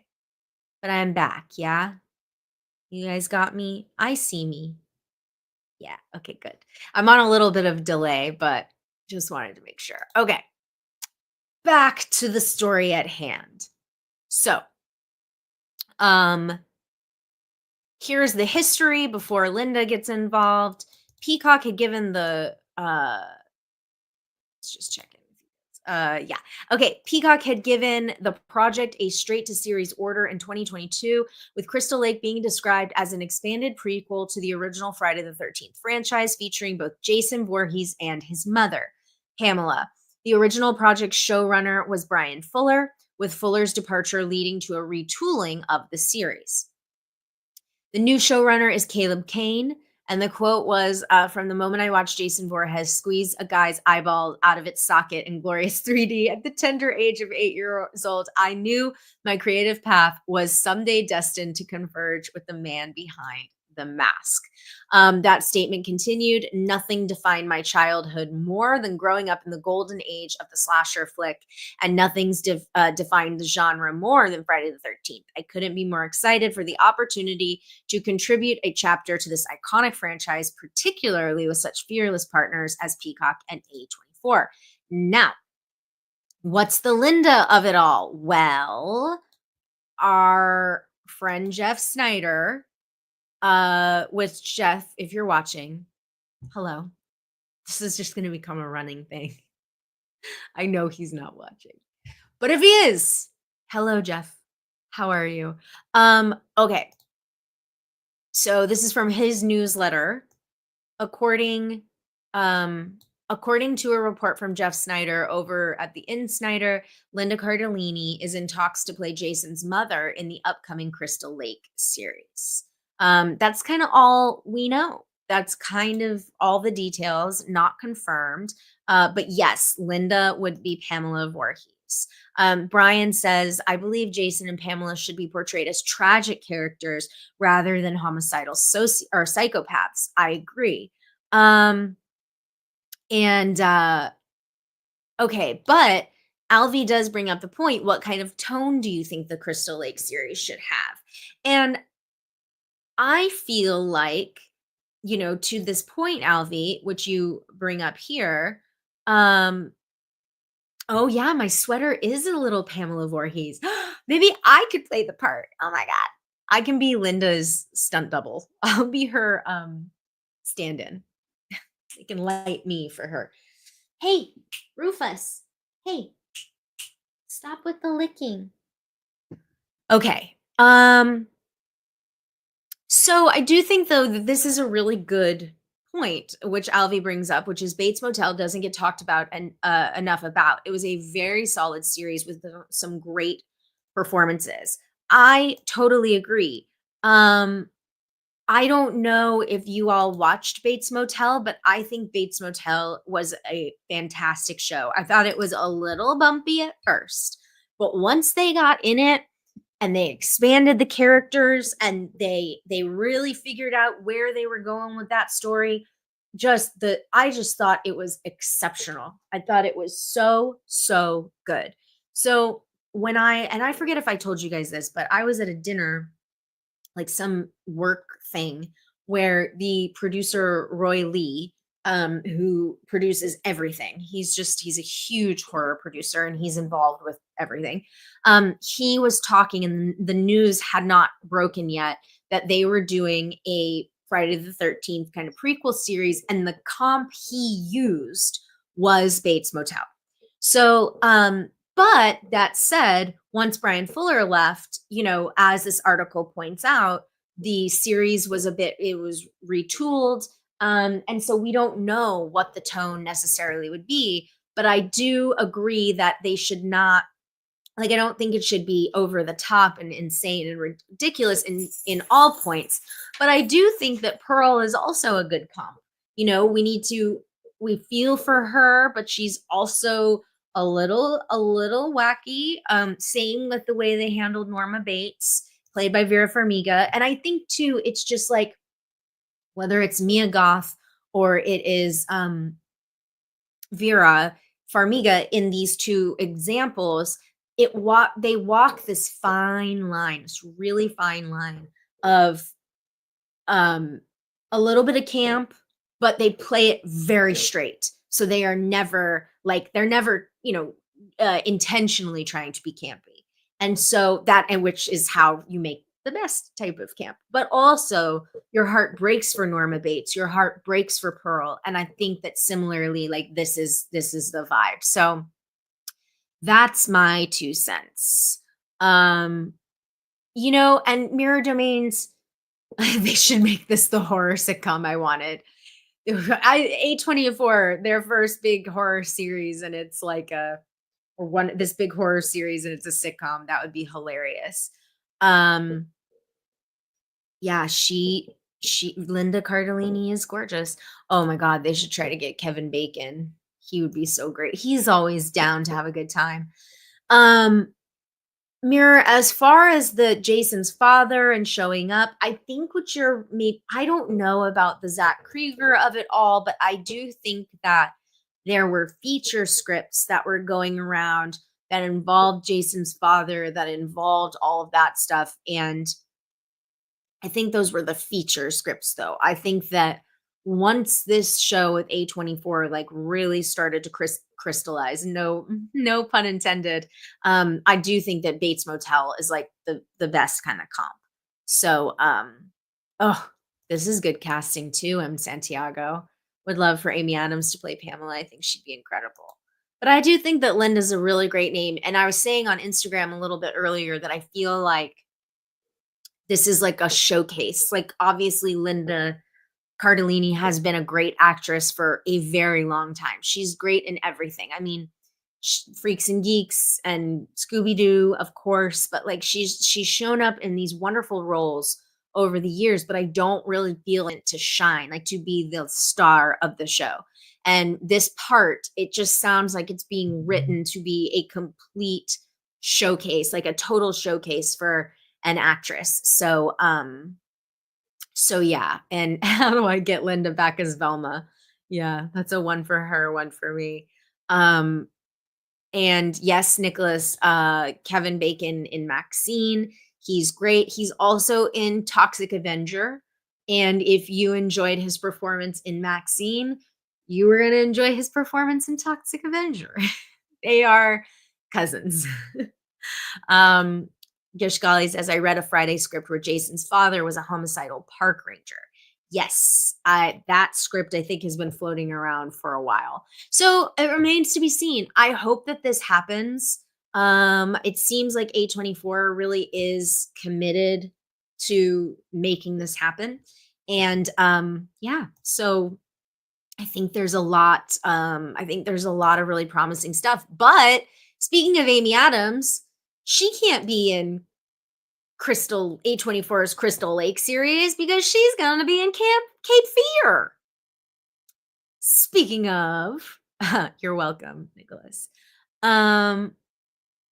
So yeah, our girl Amy's busy. She got other scared ladies to play. So this Cape Fear series coming to Apple based on the original film. Amy Adams is set for the lead role in the Cape Fear TV series currently in the works at Apple TV. She joins Javier Bardem, which was picked up to series in Apple or at Apple in November with a 10-episode order. The series is based on both the John D. MacDonald novel, The Executioners, in which inspired the Gregory Peck's 1962 feature Cape Fear, as well as the acclaimed 1991 remake by Martin Scorsese and starring Robert De Niro and Nick Nolte. The official logline for the series states a storm is coming for the happily married attorneys Anna and Tom Bowden when Max Cady, a notorious killer from their past, gets out of prison. Now, y'all, I gotta tell you, Javier Bardem, no secret to anybody how incredible he's just such a wonderful actor. And we've seen him be terrifying as Anton Chigurh in in No Country for Old Men. Um, and if excuse me, if any of you watch the Netflix series Monsters, the Eric and Lyle Menendez story, which again, understood it is a controversial series and show. I get it, but I watched it, and Javier Bardem was absolutely just this. I mean, he was terrifying. He was heartbreaking. He was just. I mean, that role, he just absolutely crushed it, and so I have a feeling that with something like this, he is going to crush it. And also Amy Adams, long major acclaimed actress, hasn't won her Oscar yet, but as Variety says, one of the most celebrated actresses of her time, having received 6 Academy Award nominations. And then, and Nick Antosca will serve as the writer, executive producer, and showrunner. Oh my God.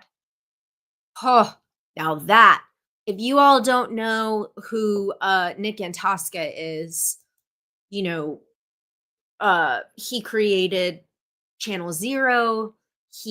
I mean, he's created a lot of really great horror television. He's got his fingerprints all over so much genre pop culture.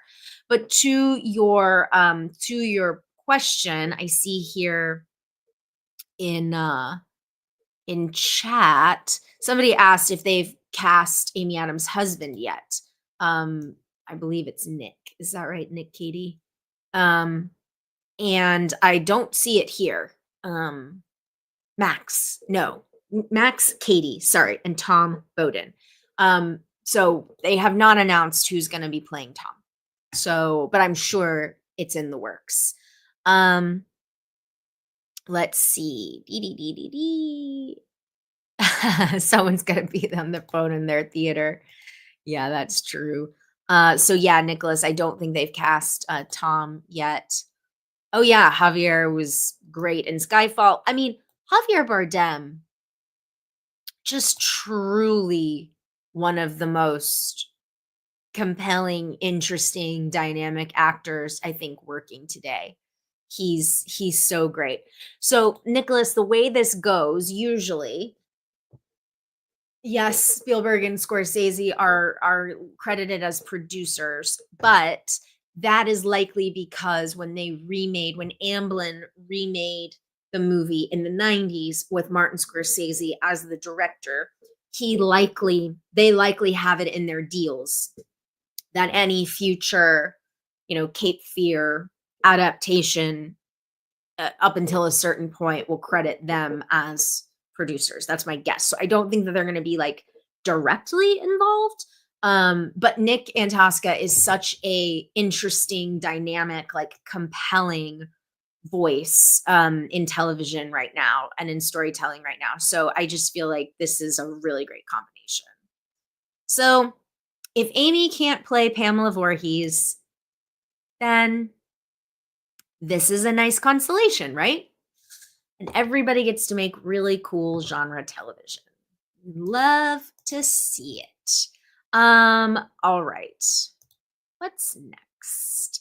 Oh yeah, and somebody who said this, M. Santiago said they haven't seen the Scorsese one, but they saw the Gregory Peck, Robert Mitchum one. And the Scorsese one is like, I mean, it's pretty like it's pretty out there. From what I recall. I remember it being like, De Niro is just giving an unhinged performance, and of course Nick Nolte is playing the father who he's terrorizing and his family. So like Nick Nolte is giving an unhinged performance. It's all crazy. And Juliette Lewis, I think, is the daughter, and it's a wild movie. But everyone seems like they're having a lot of fun with it. So that's always good. Yeah, I'm excited for this one. I'm excited for it for sure. All right. So should we do maybe like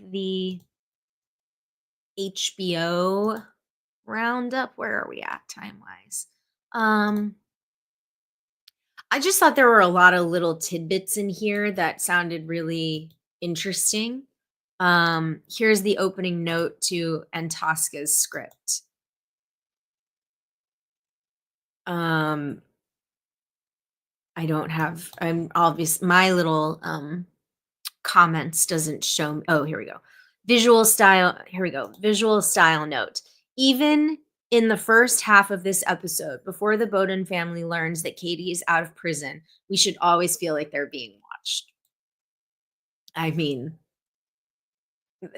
yeah, their voyeuristic paranoid tension created with telephoto slash zoom lenses and dirty framing should permeate all domestic scenes, even when we can't be sure where or who the watcher is. Yeah, I mean, I think that like Nick just has this, he's just on the cutting edge of genre television and genre storytelling, and he works a lot, he does a lot, and I just think that he is like the prime candidate to be doing this series, this reimagining of this series. So I'm really, really happy that he's on board with Cape Fear. I think it's really promising and it's very exciting. So Francesco Orsi talked about like the whole 2025 HBO drama slate, and I thought there was a lot of really cool stuff in here. The slate who is Francesco Orsi? She is the EVP, the longtime top HBO programming executive, with whom both Mike White and Orsi's boss Casey Bloys, chairman and CEO of HBO and Max Content, acknowledged at this presentation, excuse me, on Monday, or at the premiere of White Lotus. So they did a little interview with her. Deadline did a little interview with her at the after party, and they talked about the already greenlighted season 4 of White Lotus. And so White Lotus season 4 location, because of course this is always a big question. Let's see. Rumors have been swirling about where it may be set, with countries in Africa and Latin America among the options circulated. In another signature White Lotus twist, the show may divert from its original trajectory of going to a new continent each season by excuse me, by revisiting an old one, literally the old content. We're going on some location scouting in the next couple of weeks, so we'll know soon. I can't really say where we're going to land, but chances are somewhere in Europe. But she quickly hedged her answer by saying that a return to Europe was likely, adding that some countries on the map that we talked about, but nothing to report on until they actually go location scouting. There are plenty of European locations that could be in contention, including a pretty famous one in the French Riviera. Okay, so HBO's 2025 drama slate. She says after after White Lotus, then we go into The Last of Us. We have a lot to say and do with Bella Ramsey, Pedro Pascal. And then we roll into Julian Fellowes' Gilded Age, then Task, Brad Inglesby new show that's for the fall, which is incredibly exciting. Now, notice what is not being mentioned. Welcome to Derry. Where is Welcome to Derry? I don't think we're getting it. I don't think we're getting it this year. Who knows?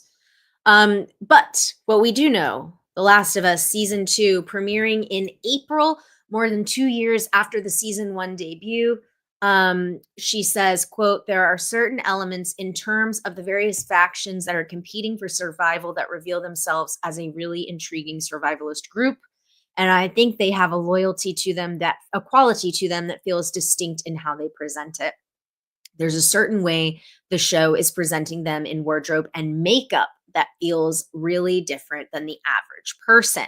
Now, you all kind of know how I feel about this. I liked The Last of Us season 1. I did not love The Last of Us season 1, but I acknowledge that from 2020 to 2022, it was so for 2.5 years, it was my job to live, breathe, and know everything about The Walking Dead. And so it's kind of hard, I think, for me to stay invested in it was hard for me to stay with The Last of Us and stay invested through The Last of Us for two reasons. The first one was I felt like it um wrapped up way too quickly. I don't know. I know that we talked about this a couple of weeks ago and y'all pointed out that the showrunner said that they like condensed the final two episodes into one episode, and yeah, it shows. I mean, it just, to me, the ending of that season was just wildly fast, and it did not make sense for the characters. But the other thing for me as a fan is like zombies have been such a prevalent part of the pop culture zeitgeist and conversation. I mean, you guys, y'all, a lot of y'all are gamers. The 90s, going back into the 90s, and you have Resident Evil, and then, you have in the gaming space, zombies have been, they never went anywhere, right? But I would argue it was a combination of the 1-2 punch of 28 Days Later plus Zack Snyder's Dawn of the Dead that really kicked off this zombie craze. And then, of course, you have Shaun of the Dead, and of course, you have Zombieland and The Walking Dead, and so on and so on. But having lived in the Walking Dead universe for all of these years, it's just so hard to find a trope or a journey or a story that they didn't do. And so these factions just didn't ever really feel very interesting to me. But of course, we love Pedro Pascal and we love Bella, and I know fans of the game know that something is coming in season 2 that is, that's going to change the game. So I'm not giving up. I'm not quitting the show. I'm just saying that for me, I liked but didn't love the first season. Nicholas says, I think HBO is just hedging their bet. I saw an ad for their upcoming programming on HBO, and a brief clip was shown. Their new show I'm most excited or most looking forward to is the Rachel Sennett show. Yeah, I mean, and it's true. They're doing more than just these 4 shows. I get it. I agree. But part of me maybe wouldn't be surprised. I mean, maybe they are saving Welcome to Derry for Halloween. It's entirely possible that they go down that road for sure. Steven says, I love both Zombieland movies, and I'm not a zombie fan, but they were so funny.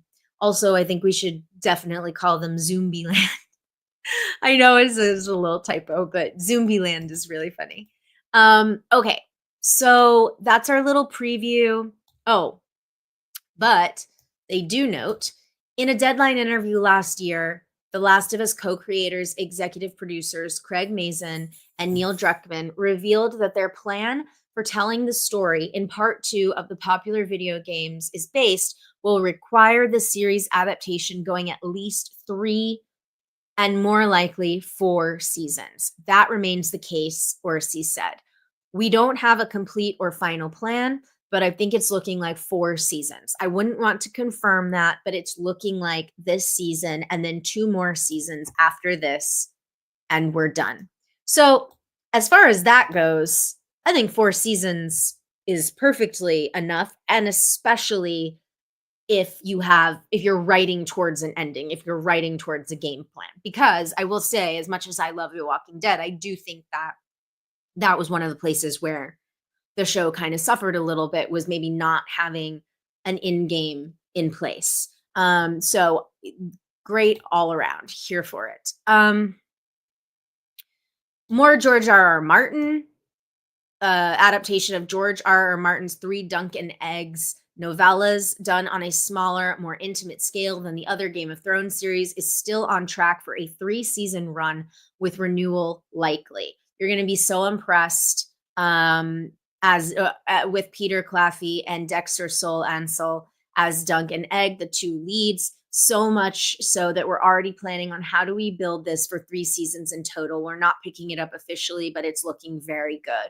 She also revealed that there is a promising new Game of Thrones spinoff in the works that is still in the Targaryen line. So that's A Knight of the Seven Kingdoms. I really love the Targaryens, huh? Like, what do I mean? Really love the Targaryens. Okay. HBO drama 26 and beyond.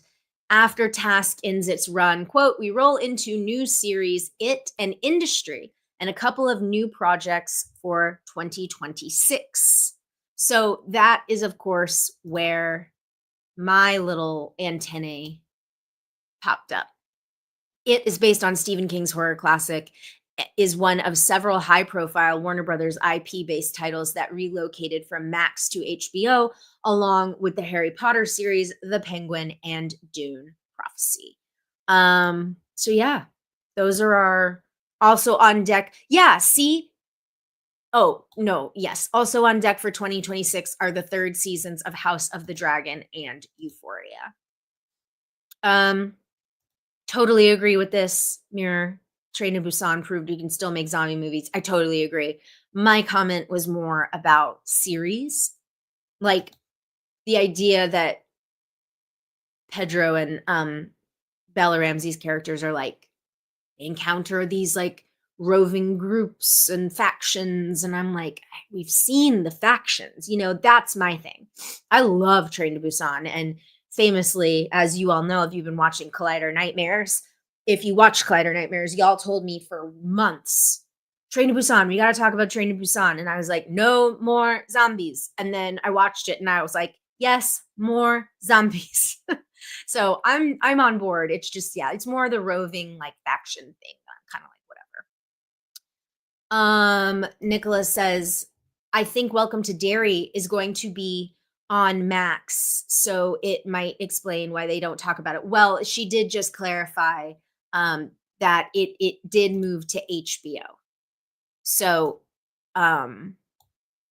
it is one of several high-profile IP titles that relocated from Max to HBO, along with the Harry Potter series, The Penguin, and Dune. So we should get some updates, but maybe it'll be like Halloween if we're lucky. I would not be mad at that.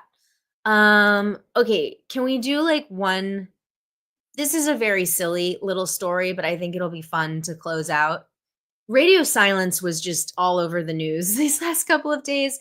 Paul Giamatti, we talked about it very briefly. The story was kind of breaking as we were streaming on Monday, but they have radio silence. The directors of Ready or Not and Abigail and the last two Scream movies have a project with Paul Giamatti where he will play Art Bell. Art Bell is, of course, the talk host who delves into the supernatural and the otherworldly. So it's super fun casting. It sounds like a really, really fun project. And there's like a bidding war for it. But we also got this announcement that they have teamed up for a series with Amazon. Taylor Lautner, Werewolf Hunter. Now, Taylor Lautner is playing Taylor Lautner. Variety has learned exclusively that Lautner will star and executive produce the scripted series Taylor Lautner, Werewolf Hunter, which is currently in development at Amazon MGM Studios. The project was brought to Amazon by the independent studio behind shows like BoJack Horseman and the Amazon series Undone. Daisy Gardner is the creator and showrunner. And here is the official logline of the series. After wrapping the final Twilight film, Taylor Lautner vanished from the spotlight. Fans speculated, tabloids theorized, but the truth is wilder than fiction. Taylor wasn't just taking a mental health break. He was preparing for his real calling. Taylor Lautner, Werewolf Hunter. Playing himself, Taylor is drawn into a secret society of werewolf trackers who will need his unique expertise, famously playing Jacob the werewolf in Twilight. As he navigates his double life, Hollywood actor by day, supernatural warrior by night, Taylor must wrestle with the ultimate irony, fighting the very creatures that made him famous. Between saving the world, reviving his career, and falling in love, he faces the ultimate question: what happens when your biggest role becomes your greatest enemy? So wonderful log line, along with Gardner and Lautner, Matthew Bettinelli Olpin, and Tyler Gillette, also known as Radio Silence, will serve as directors and executive producers. Adam Londy and will also executive produce, and so on. So this is really fun, um, very self-aware. Taylor Lautner seems to have a really nice sense of humor. Taylor Lautner is married to a woman named Taylor, so both of their names are Taylor Lautner. That is true.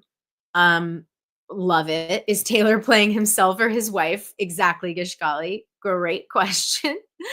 um, yeah, just reading the first log sentence of that log line has me sold. Um, this seems like it's sort of gag better suited for a single film than a series. Yeah, it does sound like that in some ways. But it's, and also maybe if they've got 8 episodes, like they probably have other celebrities, like, they probably have other stuff in the works for where the show will actually go. Brian says could be fun. So yeah, it seems like Team Radio Silence is just having a good time. Here is the story. Bidders are circling hot Radio Silence project and Paul Giamatti package about paranormal DJ Art Bell. It sounds like everybody here is just having a lot of fun, and I love that Paul Giamatti wants to play his part. He's going to be great. I mean, he's going to be absolutely great. So yeah, and of course, if those of you don't know, he would field unscreened telephone calls on Coast to Coast. Just really, really fun, wild, wild stuff. So I love it. I love it, love it, love it. Oh, and Nelson Greaves. Oh, fun. I used to know Nelson a million years ago. That's great. Great project. Yeah. So that's it. Yeah. CSH says Paul Giamatti as Art Bell and Taylor as a werewolf hunter is bringing me peace. I know. Has Paul Giamatti ever given a bad performance? I mean, no, he's great.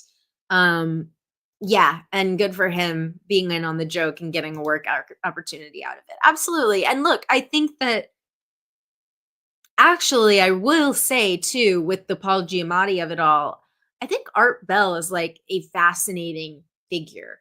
And of course, it sounds like a fun premise, and I'm sure the show is going to be very fun. But at the same time, I would imagine if I'm Paul Giamatti, the psychology of this person and someone who will talk to strangers for 5 hours at a time and entertain stories and tales and believe people about aliens and cryptids and the supernatural and all kinds of stuff. I mean, like, I do think that there's probably a really fascinating character there, and it's going to be another brilliant performance from somebody like Paul Giamatti. So I love it.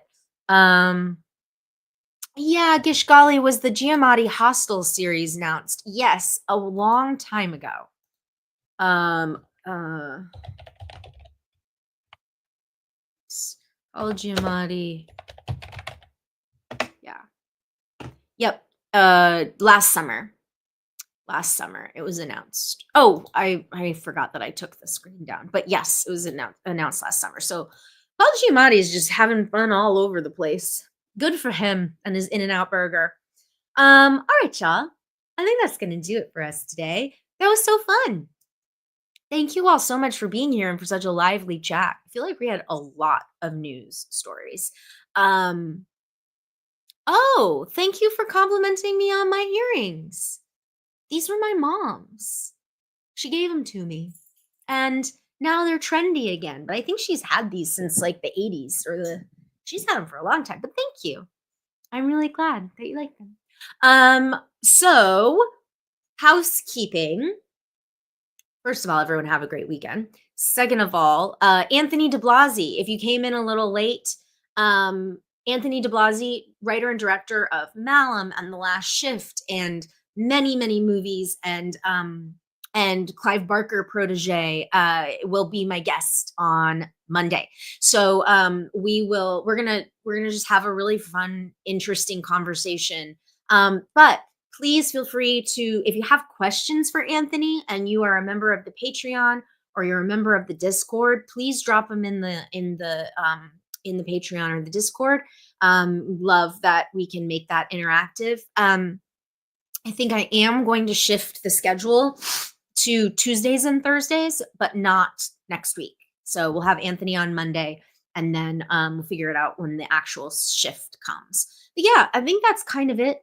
And also, if you are a $10 or higher Patreon member, we are going to start voting on our watch along, because I want everybody to have enough time to participate, and we can pick a date and a time that works most for everyone.